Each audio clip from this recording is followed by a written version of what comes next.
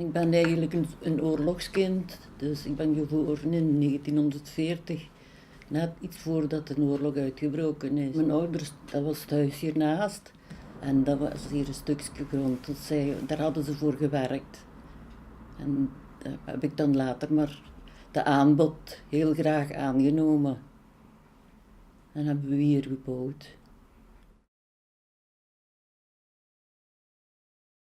Nee, eigenlijk niet, maar ik leef wel mee met de mensen die hier nu overal komen wonen en die gebouwd hebben. En dan leef je dan toch mee mee, dus dat ze zeggen van dat lawaai. Maar ja, ik ben erin opgegroeid, dus dat stoort me eigenlijk niet.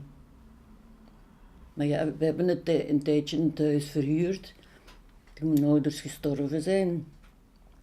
En die mensen die hier kwamen wonen, die hadden er toch heel veel last van. Daar heb ik wel last van. Ik ga naar de kapster, hier een beetje verder, maar aan de overkant. En ik moet dan hier, ze zeggen altijd veiligheidshalve, ga door aan het rood licht. Maar als ik nog niet half ben, dan springt het al terug op rood. Dus ook gevaarlijk in feite, hè.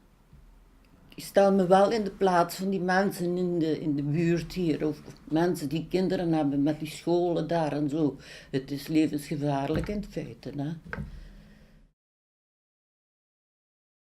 Ja, het is altijd hard gereden, maar nu soms is het toch wel een beetje, alhoewel hier dik naast elkaar, aan de Philips staan lichten, hier staan lichten, aan de brug van het kanaal staan lichten. En in Zonhoven aan de kerk staan lichten. Zonhoven niet aan de Kiwi, dus dat is ook nog van hier, hè. Ja, die ging ook tot Zonhoven, geloof ik. Ik ging met de Ursulinen in Alsterdam en dan, ja, dan ging ik met de tram.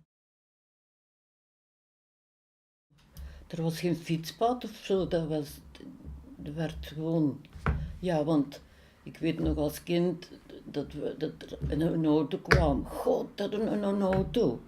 Dus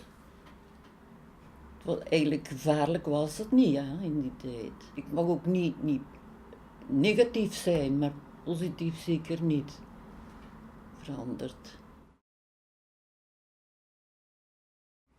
Ik weet het niet. Nee. Ik kan eigenlijk niet oordelen voor andere mensen, hè. Ik weet niet hoe jongere generaties leven die dus in Thüringen wonen en hier